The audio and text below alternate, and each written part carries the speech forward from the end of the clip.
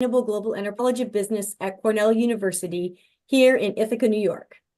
We're so glad you've joined us for this great hour of programming we've put together to talk about sustainable design, the key elements to creating robust, reliable, sustainable ventures. We have several interesting speakers that I'm excited to hear from. But before we jump into our conversation, I thought I'd give a quick overview of the center. This year, the Center for Sustainable Global Enterprise is celebrating its 20th anniversary. For nearly 2 decades, the center has been conducting applied research and teaching on the growth opportunities companies pursue through competitive strategies that address the world's most pressing social and environmental challenges. We work with firms to identify innovative, entrepreneurial, and new business alternatives they can implement to tackle the grand challenges of our time, such as climate change, ecosystem degradation, and poverty. Here in Ithaca, we offer a number of programs, events, and activities for residential students and offer one of the leading MBA programs with an emphasis on sustainable global enterprise. However, for those of you who aren't located here, if you're interested in learning more about business and sustainability, we've launched an online Sustainable Business Certificate program through eCornell that is available to the general public. We have also developed a self-paced online certificate program focused on sustainable tourism destination management. You can find both of these on the eCornell website. Now, let's turn to today's conversation. I want to take a moment to thank our partners, Diane Caldani with the CS Group and Renee Bonamy, who's an alum of our program, with the Bonamy Desenvolvimento Esperalio for making today's conversation a reality. With that, I'm going to turn it over to Renee. Thank you, Monica.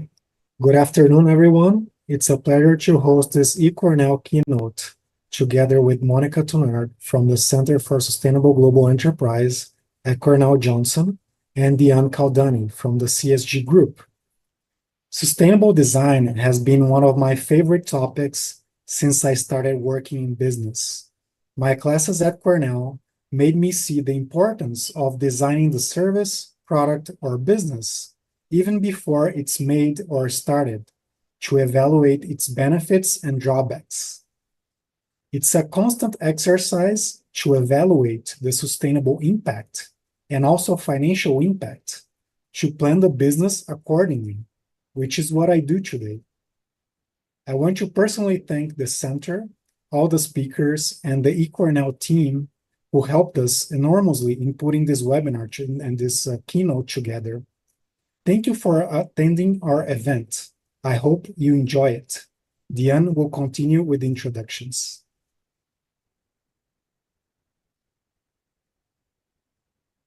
Good afternoon, everyone. Thank you for joining us. Thank you, Renee, for your continued partnership in planning these events with Cornell, your alma mater. Of course, I'm most grateful to Monica Tunard and her team, of course, who has been a loyal collaborator and advisor on curating relevant and timely discussions that feature Cornell alumni and other guests. I started the Capitalism and Social Good Group as a consultancy of expert collaborators to assist businesses in incorporating sustainable ethos and policies into their operations, while advocating for purposeful innovation for the good of our planet and our society. Researching the many facets and interconnections of sustainability has been a passion. It has indeed become a much talked about subject worldwide within public-private institutions, the business sector, and the media. The urgency to take sustainability seriously is knocking at all doors. Sustainability, which has 3 main pillars, environmental, social, and economic, with numerous subcategories, implicates that they are all interrelated.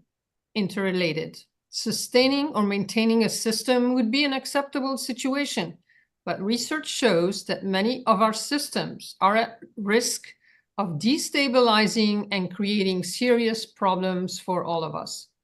It's because we are witnessing in real time the many crises affecting our planet and its inhabitants that there's a renewed interest in the 17 UN SDGs, identifying the areas with the highest need of our attention. Our common future depends on how we manage our environment and how we deal with economic development issues to mitigate inequities. One way to address the many SDGs is for innovators and entrepreneurs to look for opportunities to solve for these issues. That's where sustainable design becomes of great importance. Sustainable design encourages a holistic, regenerative approach to creating a product or service. It's not enough to build something. It needs to have purpose, and it must not negatively impact any other system with which it may interact. It's a tall order, but needs to become the way that we create anything. So thank you to Jason, Supriya, and Eric, our esteemed speakers, who will further delve into this concept, coloring the discussion from their particular experiences and lenses. Regretfully, Moya Connolly will not be able to join the conversation today. So enjoy, feel free to share your questions, many of which will be addressed towards the end. Thank you all again for taking the time to join us today.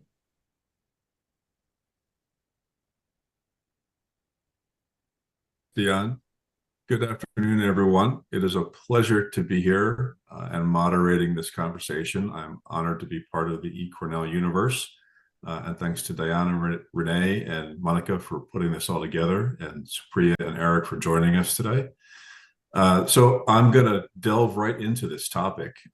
Sustainability is a big word, and the concept of sustainable design really impacts all aspects of our business and lives at this point. It's named a megatrend by Harvard Business Review in 2010. And if you don't know what a megatrend is basically that. It affects all aspects of our lives. So I guess my first question really here to Supriya is, in your world, what does sustainable design really mean to you and your area of focus? Thank you, Jason. Thank you, everyone, for having me today.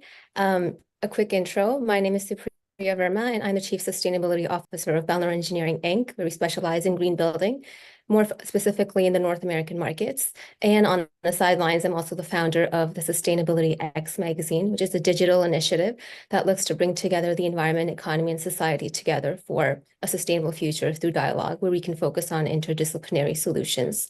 For example, like Deanne touched upon the SDGs, and we also look at amplifying voices within gender equity, et cetera.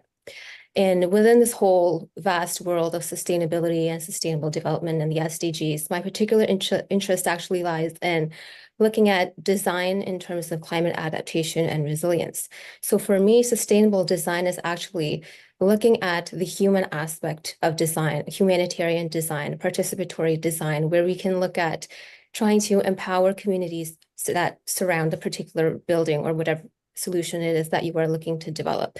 So I'd actually start off by talking about the climate crisis in general and how we really should be approaching it with a two-pronged approach. We all know about what climate mitigation is, and that's looking at the scientific aspect, really, of trying to mitigate the crisis using technology like renewable energy and solar and wind. But what a lot of people are not looking at is the adaptation and resilience part of it. So climate adaptation is about trying to develop the resilience of vulnerable communities that are affected by the climate crisis. And when we look at data around the world, I've worked with C40 cities, and I've looked at a lot of people that are suffering, and these people are the most vulnerable communities, and that includes people like the indigenous population, BIPOC, women in particular, LGBTQ. And if we're not looking at the needs of these communities, then we're not really going to be accelerating anywhere. We're not going anywhere because we don't have a holistic solution. So for me, sustainable design is really about looking at the human side of design and social equity, social inclusion within design. And that's where design can really have more of an impact within the adaptation and resilience space. Great. So you're more of the big S in the ESG conversation, right? Yeah, definitely. Eric, same question to you. Yeah, awesome. Thanks. First, good afternoon, everyone. And I really just want to thank all the hosts for putting this together, and thank you guys for attending. I know it's in the middle of the day. It's not the most convenient, but it's a pleasure to be here. So my name is Eric Smanis. Outside of my day job, I'm also co-director of a new program we're kicking off here at Cornell in the Center for Sustainable Global Enterprise. And it's called the Integrated Venture Engineering Program. It's brand new, but it's been literally 25 years in the making, as I'll explain in just a sec. But we're super excited about the program. Its goal is to train corporations, impact investors, and venture builders in what we believe is truly a breakthrough methodology for systematically and reliably innovating new business models that create new high-impact mass markets. So in simple terms, it's just about innovating new ventures that solve big social needs and environmental challenges at scale, and doing so profitably. And the key word here is profitably, because up to now and still today, creating any kind of a new high-impact market, it's a total crapshoot. Like we're looking a small fraction of 1% of these ventures are ever going to achieve sustained profits.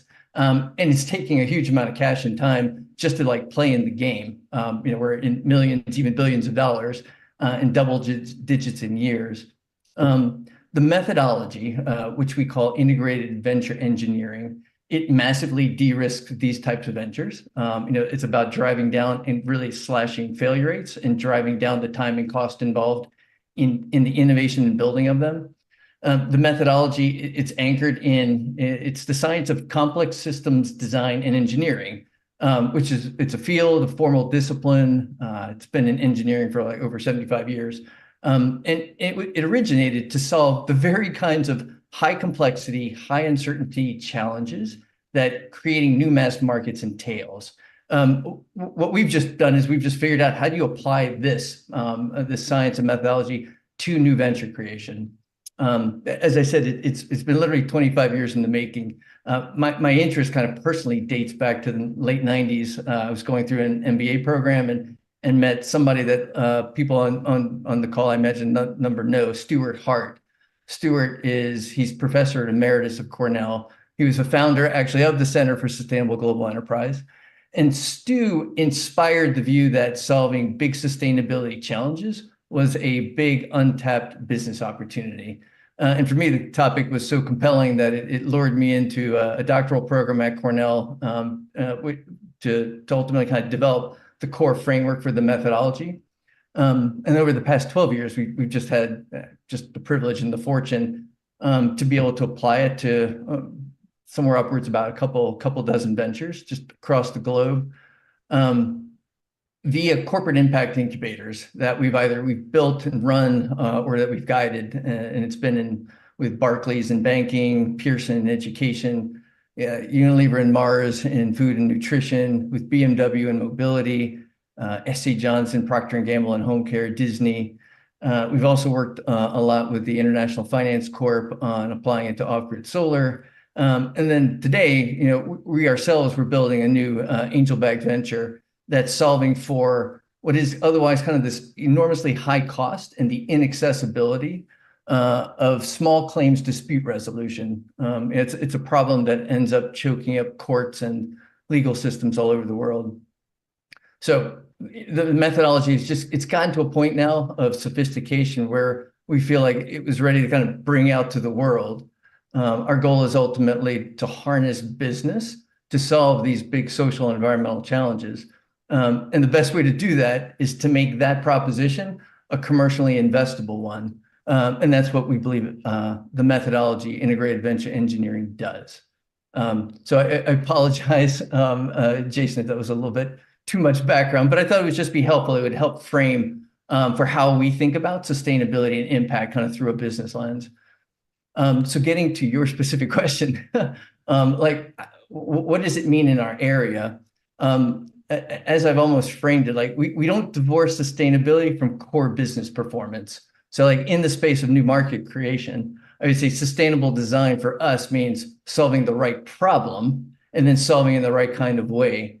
And the right problems, I would call them, they're the big juicy ones. They're the ones that, one, they affect a lot of people and there's high urgency.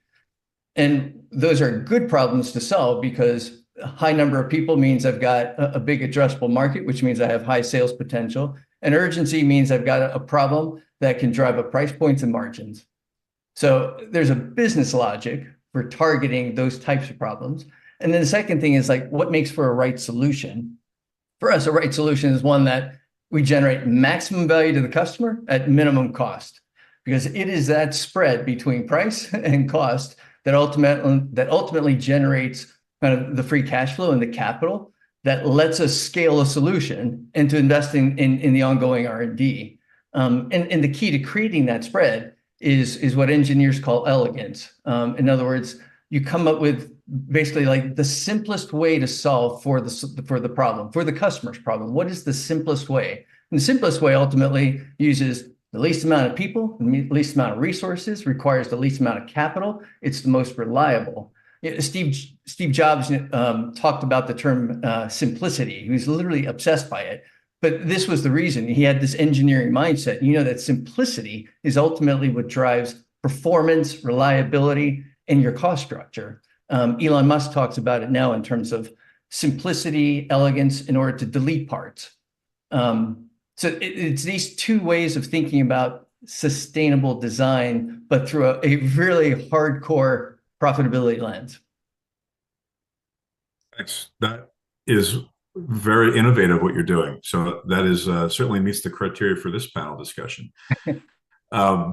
In my world, I'm a licensed architect and I've been a sustainable consultant for a long time as well, providing a whole suite of sustainability services.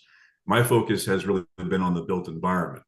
So for me, looking at what sustainable design means, I'm literally tackling individual buildings, groups of buildings, portfolios, campuses, and everything from developing carbon neutrality plans to individual projects that are trying to achieve net zero energy, net zero water, net zero waste. So I'm a bit more focused on the big E of things. It sounds, Eric, like you're really focused on the governance side of how to get it done and the best ways to get it done. So we've got a pretty good mix here of the ESG focus for this panel. This kind of brings me to my next question. Having a way to measure sustainability. In my world, I can tell you that metrics have been something of a challenge. There was a lot of greenwashing. Everybody's probably heard the term greenwashing, of folks making claims about being sustainable or green in some way, shape, or form. And to the point that, in what I did, people put in recycled carpet and they said they had a green building. Like that's the kind of claims we were hearing. So it's always been really important to have good, honest, transparent metrics when we talk about the idea of sustainability and sustainable design. So I guess the next question for you guys is, there's a myriad of voluntary and regulatory frameworks that have evolved around sustainability, and it can be quite confusing to companies and consumers alike as to what to choose and how to choose them and what to base their decisions on. How do you establish and measure sustainability in your work and with your clients? And I'm going to punt this over to you first, Eric. Well, I'll be probably a little bit of an outlier kind of in how we talk about this. Maybe, again, this kind of carries over nicely from my little intro, but we don't actually measure sustainability. And I mean that is like, we look for ways to achieve sustainability and measure it through core business performance metrics. And there's a reason for that. It's not because we're turning a blind eye to it. It's just that in a business, like the very definition is that every single cost is borne by the customer. And anything we do that's not adding to customer value just erodes that margin that I'm talking about. And as we erode the margin, it just means that I've got less room to do R&D. It means I have less ability to actually compete and outcompete others who come into the same market. And so ultimately, my ability to deliver maximum customer value at lowest cost is being compromised. And it's that way of thinking about it, I think, that ends up creating a lot of challenges when we think we have to add stuff to the business rather than saying, like, how do we define a problem that solving the problem itself is the sustainability outcome?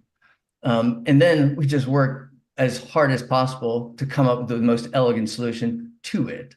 And if we start with that way and see that the sustainability impact comes through the problem we're solving and the product we're bringing out into the market, then we have this nice kind of synergy. It just means that my impact is actually a function of how many customers I get. The more customers I get, the greater impact I have. There was a case I remember. This was dates back to the late 90s. There was a company called Free Play Energy, and Free Play Energy was set up. It was out of South Africa, and it was set up it was kind of touted itself as one of a social business, and they were trying to address the issue of having energy in areas where it kind of off grid. And so they came up with a technology, this very elegant cranking technology that you can manually turn, and then it gives you light. But a key part to them is we're going to all of our manufacturing is going to be done here in South Africa using people who are ex-convicts.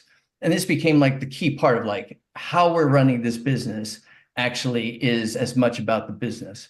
But lo and behold, what ends up happening is that's actually not the most cost-effective, efficient way to solve that customer problem. So it just meant their price points kept migrating. They couldn't get down to a price that actually made it affordable to the low-income target market. So they end up selling these cranks and windups to basically middle upper income people who are using them for camping excursions. And then to add salt to the wound, they had a lot of competitors flooding in from China. And next thing you know, they can no longer sustain the business, and they have to outsource all production to China. I'm not even sure if the company's still up and running today, but it's just kind of this cautionary tale of when we separate sustainability objectives and goals from core business performance and delivering customer value, we're kind of jeopardizing the business's own sustainability and ability to solve the problem in long term. I was going to say part of your definition of sustainable design and metrics is the success of the business itself. Exactly. If the business is not successful, we've got no problem solved, and it becomes a moot point. Yeah, great. Supriya, same question to you. And how do you measure sustainability in your working with your clients? Well, since we're involved in green building, we mostly focus on LEED and WELL. So from the USGBC and the Well Building Association. But I have a little small issue here when it comes to measuring sustainability. I think we're putting too much emphasis, and corporations are putting too much emphasis on trying to run after loopholes and trying to put whatever you can on paper and try to make yourself look like a great company, but you're not really doing anything. Right? I'm sure a lot of you can resonate with that when you look at the sustainability reports coming out. Jason, you mentioned greenwashing and green marketing. And I think instead of businesses trying to treat sustainability as a compliance issue or a regulatory issue, we need to be looking at sustainability in business as more of a strategic advantage. So many years ago, I remember writing one of my first articles in our magazine when we started off, and it was about redefining the meaning of profit. So I don't know who it was that started off the whole business definition of profit being stakeholder profit only, but in that article, I had argued about putting more emphasis on looking at non-monetary value and looking at the social value and trying to measure that in addition to just monetary value.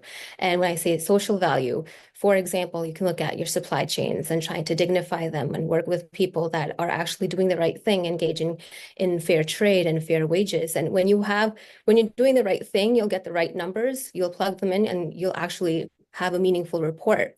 And that will be more accurately measured, if you will. But if you're just going to look at it as a compliance issue and you're not going to really be doing anything about it, then your measurements are artificial. They're useless, right? Yeah, that's true. I always tell folks garbage in, garbage out. So it depends on what the inputs are and what you're getting out at the end of the day.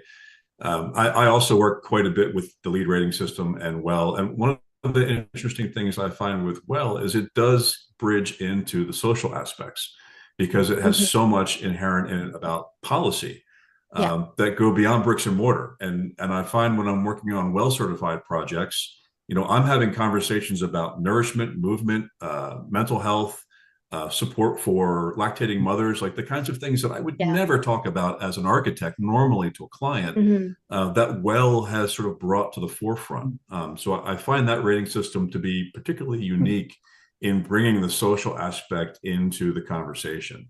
I started with individual buildings in my career as an architect and working on individual projects, and that's bridged into carbon neutrality plans and looking at corporate culture and dealing with policy. And so now looking at things like B Corp certification, like how do you tell if a company is sustainable? So Eric, to your point, you're trying to make sure that the company sustains itself, right? And that it can profit and grow. And, we are very interested, Supriya, in the actual true sustainability that company is putting out there to the community and what they're actually doing and achieving to help make the world a better place. So I find that things like B Corp certification are starting to define the sustainability of the corporations. And this is one of the sort of Wild West areas of ESG right now, is there is not a common metric across the country or across the globe when it comes to talking about ESG. And so this is one of the challenges that I think we face is in terms of my question about metrics. When we talk about ESG, the SEC has a rating system. You have B Corp. There's the several other international frameworks for reporting sustainability actions and goals that don't talk to each other. So I find this whole idea of metrics and measuring to be challenging in the ESG world. We have individual systems for buildings like LEED and WELL that work very well. And certainly, Eric, you have metrics for measuring the sustainability and health of the company in terms of its success and profitability. But I find that the holistic approach of measuring and talking about ESG is still a bit of a challenge, as there's not a universally accepted method for that. I want to move on to our next question here, and feel free to chime in on that as you answer these. So Supriya, I'm going to go to you on this one, and because of your focus on social equity and my really fascination with WELL and how it brings that into the conversation, why is it crucial to integrate social equity and inclusion into designing sustainable solutions that deal with climate adaptation and resilience? So like I said before, we want to be looking at human well-being while trying to minimize environmental impact. So when we talk about human well-being and looking at marginalized communities around the world, who are the ones that are actually suffering the brunt of the climate crisis? And these people, when you look at their communities, there's so much built-in systemic inequalities, and they lack access to basic things like water and healthcare, resilient infrastructure. So when we're not taking these communities forward with us, we're pushing them back.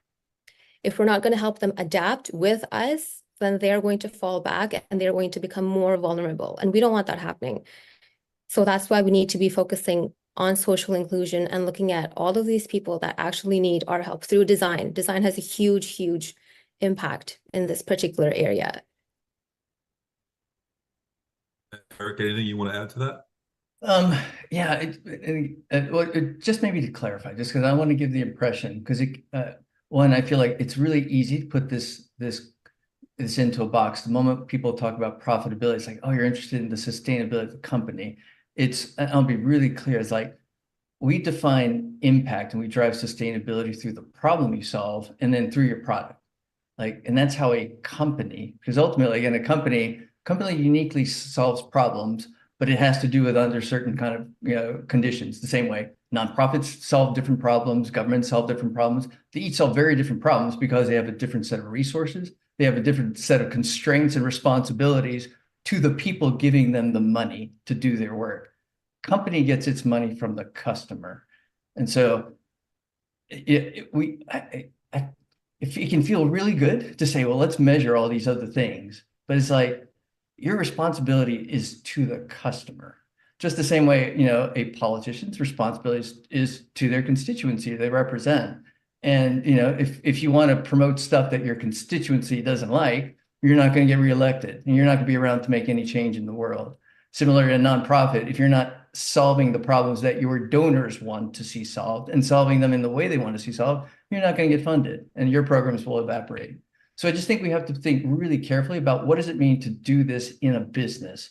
Because there's just been a very blanket approach as if sustainability is the same for, everyone should have a sustainability scorecard, whether you're a nonprofit or a government or a university for that matter, or a company. And the fact is each one of those has different ways of solving problems. And so what we've tried to do is say, in a company, how do we have to think about sustainability through a business lens, rather than saying here's a bunch of sustainability things. Let's just like map them onto the company. This is why, I mean, as you've been saying, like there's a lot of frameworks out there. And we've been talking about this for a long time to get companies to do it, but it's still, stuck in kind of siloed sustainability departments. But that's because sustainability is defined for a company in a way that actually doesn't speak to core business. And we've been trying to like coax people to say, it's like, well, here's the business case for sustainability. But if there were a business case for it, you wouldn't have to call it sustainability. It would just be, what are you doing to drive the business? And I realized, this is just an ongoing tension around the thing, because I appreciate, there's negative externalities, and like, where do we draw the line for companies to manage for negative externalities? But I just think we've got to recognize there's a role for governments to set frameworks, policy, to set targets for people to do on. There's a role for every type of institution, and we just have to be careful we don't like ask every institution to try to do it the other one is doing. Otherwise, we kind of lose the unique value and impact that each institution can provide. Right. And on the social equity part in my world that I see, and this goes to the conversation about the client and the customer and profits as well. Mm-hmm. We've shown very clearly, and the Will Institute has backed this up with documentation, that when you boil it down to the cost of operating a business, generally, the most expensive thing are people. When you look at salaries, 6 days, benefits, they usually outweigh the cost of bricks and mortar by a factor of 10 to 100, depending on the company and the type of business, particularly more of an office-based company for sure. So, this whole idea of making the business case and around sustainability and integrating social equity into that business case, people don't seem to understand, at least at the executive level or the C-suite level, the impact of sustainability on people. And again, it goes back to this health and wellness piece I was talking about earlier. But that social piece is very much an economic impact as well as an opportunity for sustainability. And what you were talking about, Eric, leads me into my next question. And this one is for you. Why are we still talking about this? Why are we trying to convince businesses that sustainability is the right thing to do? I mean, we've been doing this for over 30 years. The idea of triple bottom line has been around, that Diane mentioned when she started this conversation. Why hasn't sustainability really embedded itself in core business practices yet, that we are here having this conversation? Yeah, I alluded to it a little bit already. And this to me is the paradox. If sustainability is to ever become part of core business, we're not using the word sustainability anymore, because by definition, sustainability, the very goal, doesn't align with core business. I think a great example is like total quality management, TQM, and just in time. Like, this was an entire discipline that literally emerged, in the late 1950s, and it swept across, but it transformed how companies operate. And it was all about fundamentally, how do you drive the best possible outcome to the customer at the lowest possible cost? And the founder of this, one of the founders, William Deming, who people may know, he to some extent incubated his whole approach with the Japanese auto manufacturers. Toyota Production System is kind of one of the famous originator, one of the first companies to really drive this. But this is an approach that, from a sustainability perspective, I think this is quite interesting, like, has eliminated more waste from the supply chain, has driven higher quality, like has avoided lots of unnecessary assets and resources, rework of stuff. It's squeezed out, inventory and supply chains. Like, the environmental impacts of it are extraordinary. Like, I guarantee, I would wager any amount of money that the impact of TQM and JIT on environmental performance versus any single ESG program, an environmental, corporate environmental management program for a company, just far outstrips it. But it's because it was done for the very perspective of driving performance. And so, like, the environmental impact of it is a positive externality. But like, here we are today, like, there is no such thing as, oh, we need a center for total quality in every business school, or we need to, like, no one has it anymore, because, and it required a complete rewiring of how a company is structured. But everyone did it just because it was like, if we're going to compete, that's what we have to do. And so I think this is the paradox that we've gone the opposite way. We've taken sustainability and say, like, now let's make the business case for it. In other words, we're going to have to like bolt this thing on and find a place, marketing, think about what you can do with sustainability. Operations, you guys think about sustainability. Everyone think about sustainability. But everyone's like, well, it should be the other way around. Like what what I'm being measured against and what drives my performance is whatever the lead time that I can get, a product to a customer. Like, solve a problem that drives business performance, that sustainability is the positive externality. To me, that's the real work that we've got to do right now. And I think, like I said, but the paradox is like the whole thing, none of us are here talking about sustainability because we have to translate it into what actual core business is about. So Yeah, that's good answer, man. Supriya, how do you think about this in terms of, why are we still here having this conversation 30 years later? I think it's quite obvious, and that's corporate greed and a lack of willpower, both political willpower and corporate willpower.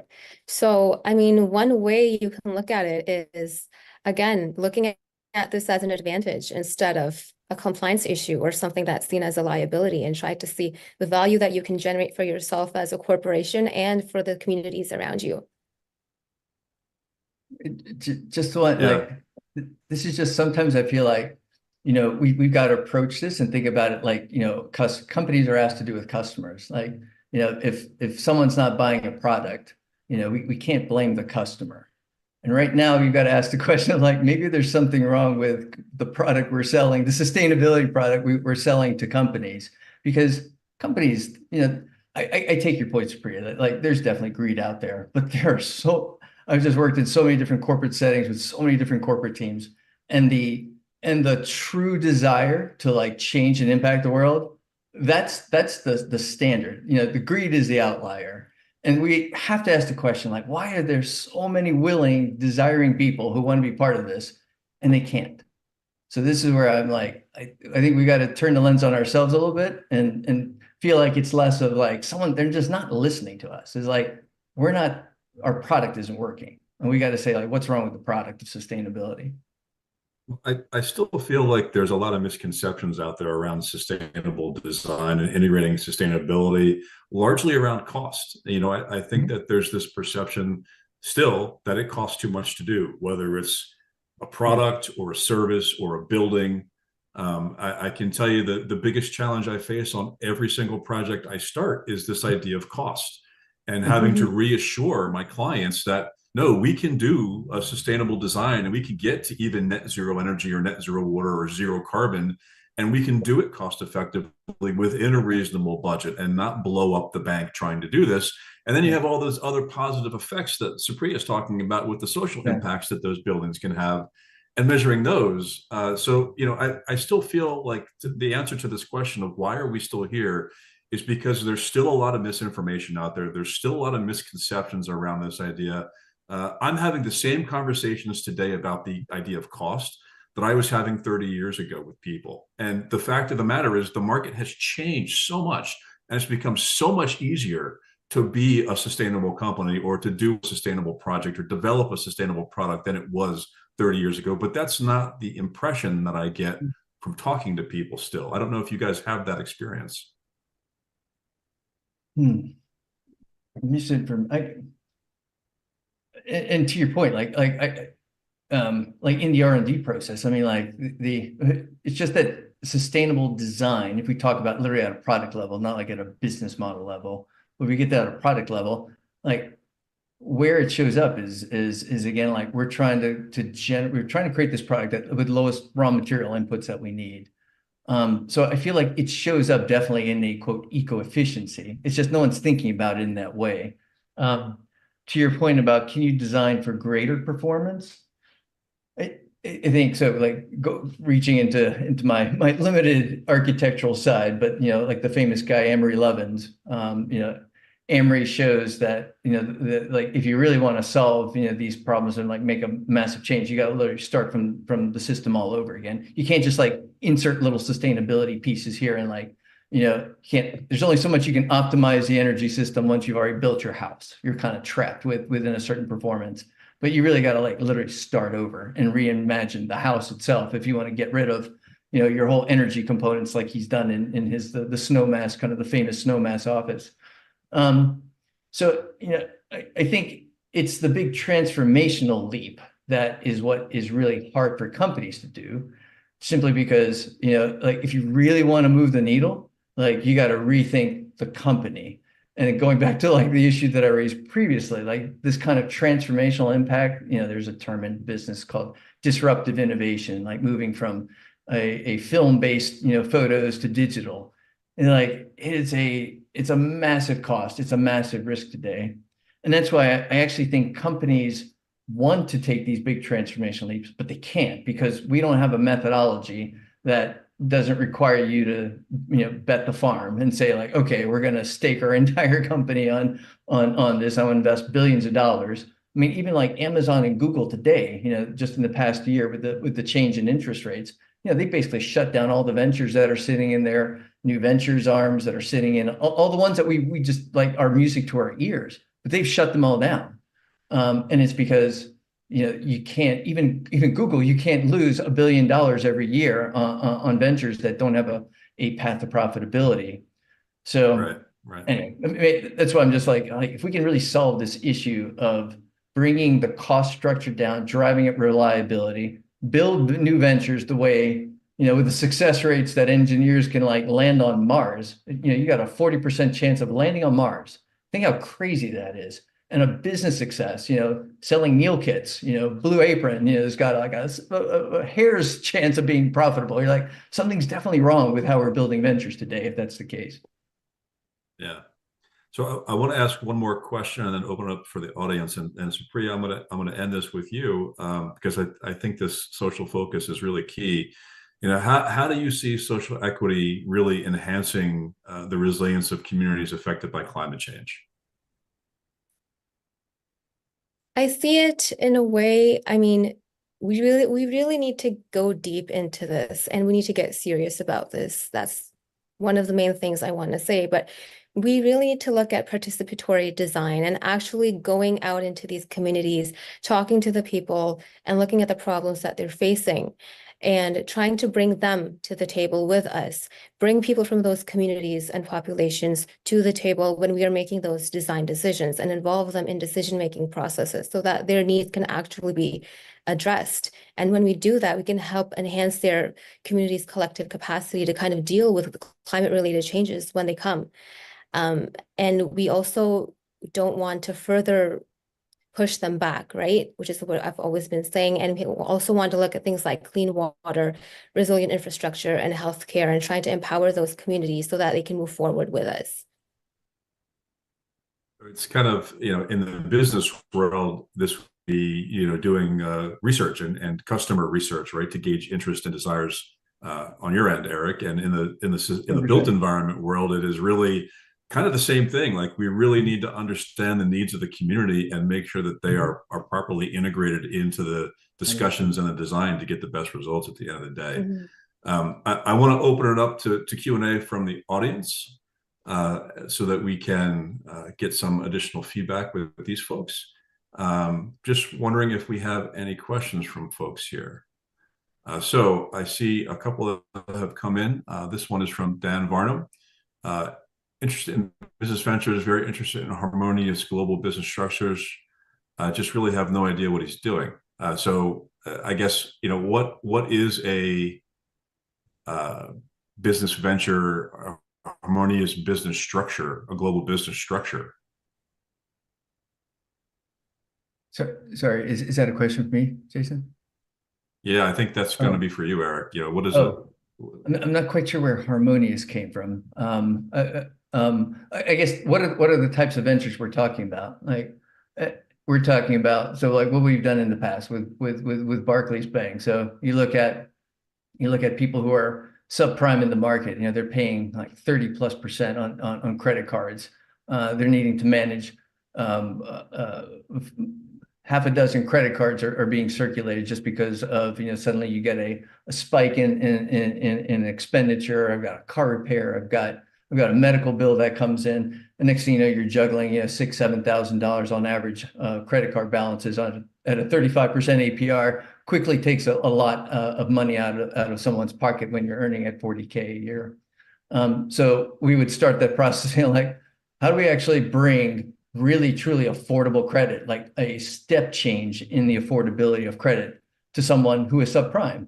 And today, there's a reason people charge that rate. It's not because, yes, there's the greed and there's usuriousness out there, but there are people who are trying to do this. And like just the very nature of the business models to provide credit, we've got to charge people 35% because, the biggest determinant of the rate is default rates.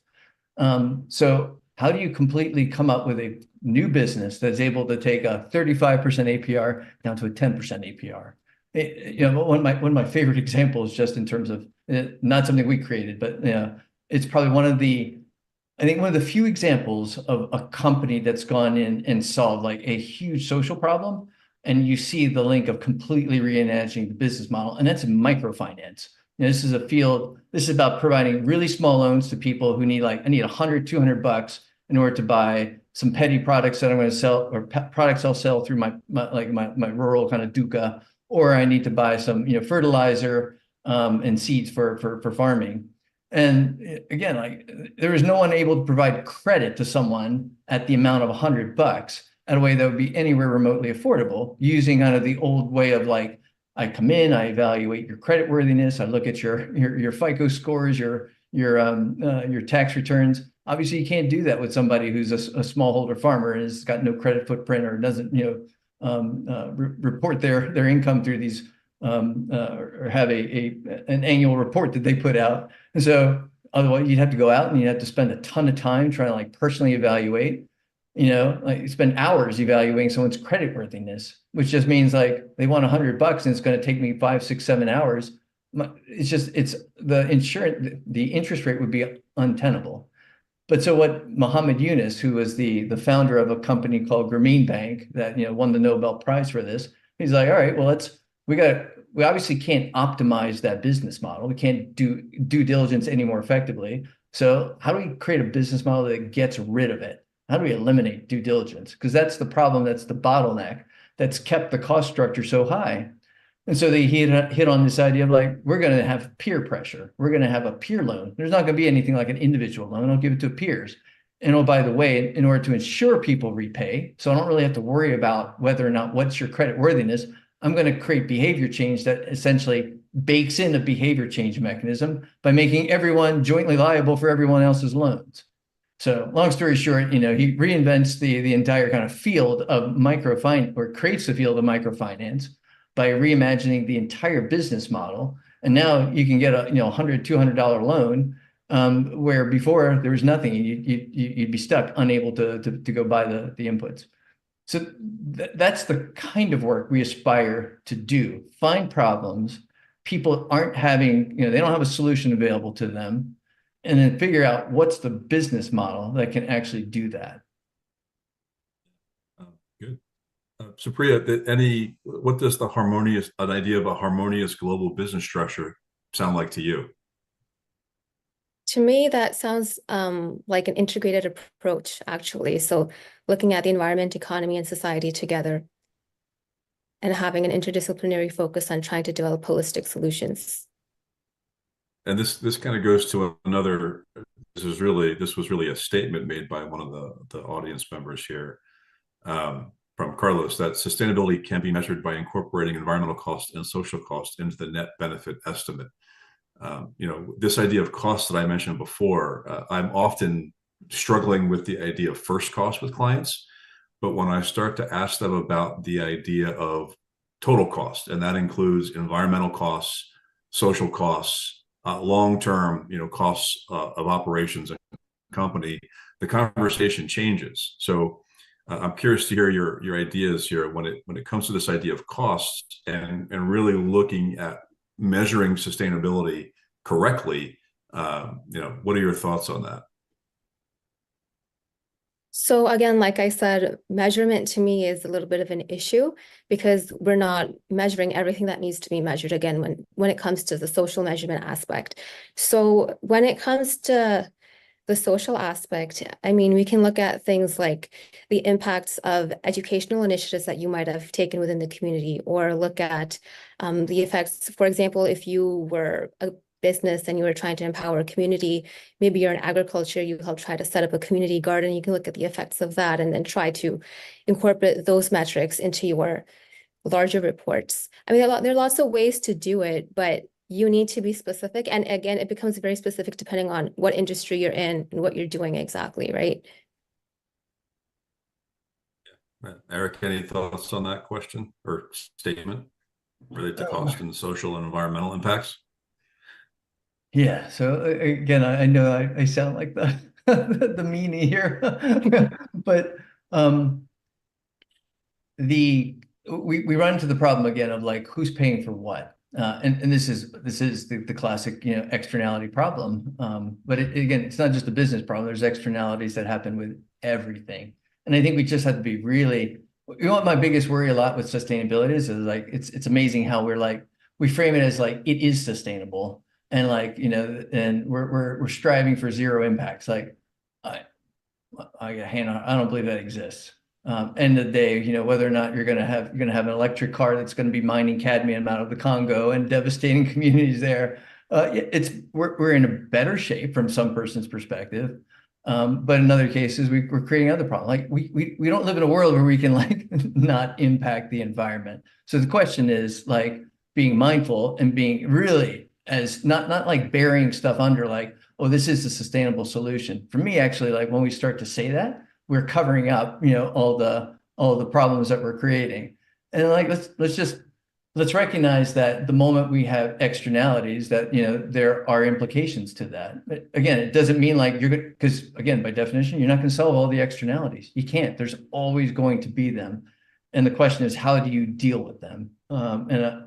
Supriya, you mentioned like participatory research. So like when we were trying to come up with this methodology, I was mining literally the social work methodologies, participatory rural appraisal, quick ethnography, because ultimately trying to hear the voice of the customer. And we also quote tried to empower people, in the process.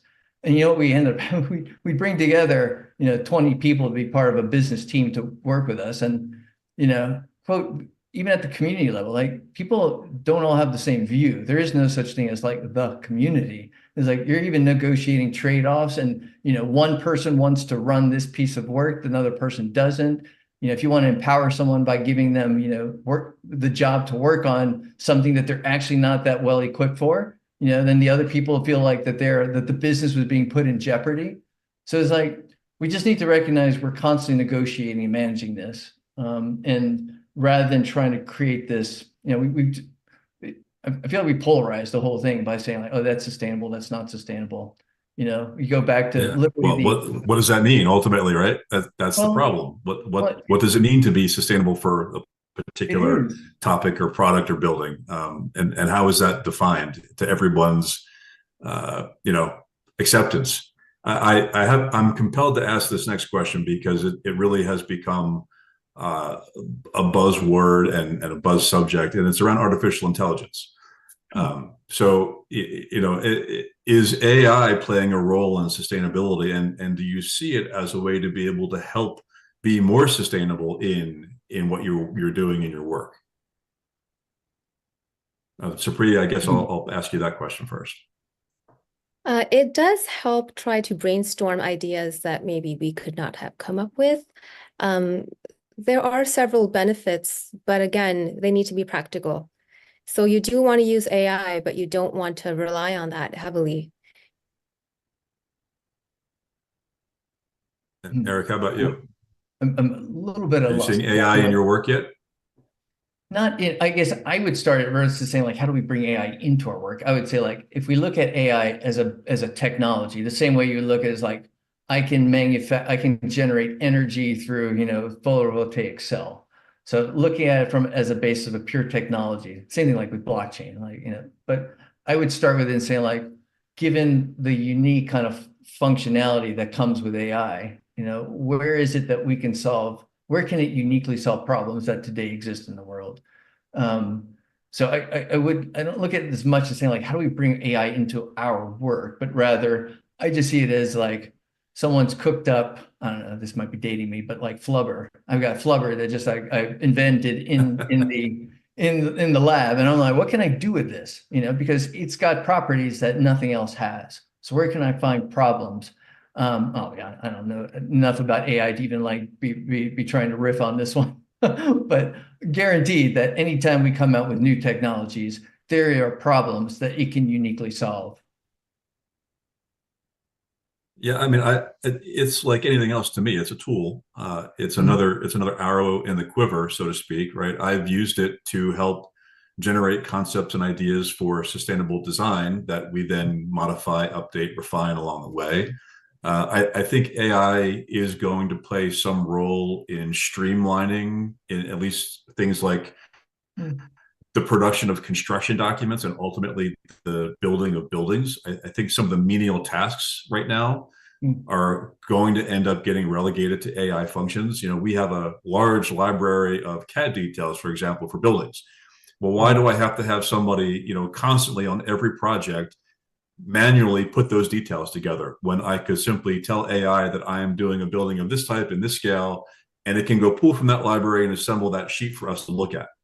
That's kind of where I see AI coming in the architectural and the design world. It's not there yet by any means, but that's what I think is sort of the potential to help streamline tasks. And people worry about, well, I'm going to lose my job.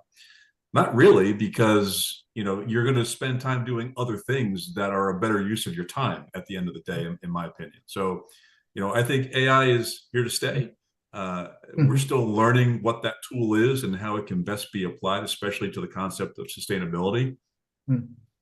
But to answer that question, nobody knows right now exactly the extent and the roles that it's going to play. There are many, many opportunities for AI to be integrated into the conversation around sustainability and what that could do. I want to jump onto a next question here. And I think this is probably a good one to sort of get to, Supriya, a little bit of what you've been talking about with social equity.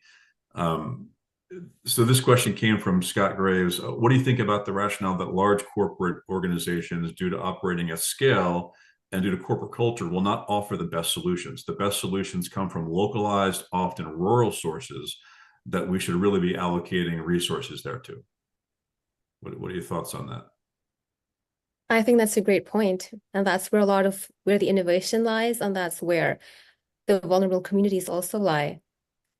So by tapping into those resources, we can come up with more innovative solutions and try to empower even more communities and develop even better solutions. I think that's a great point. And I would imagine that creates a lot of this idea of startups, and then feeds into you, Eric, in terms of how does that little startup in that local community then become a sustaining business? Could you just repeat what the question was actually? How was it framed? The question was, the question just moved. Hang on. Sorry.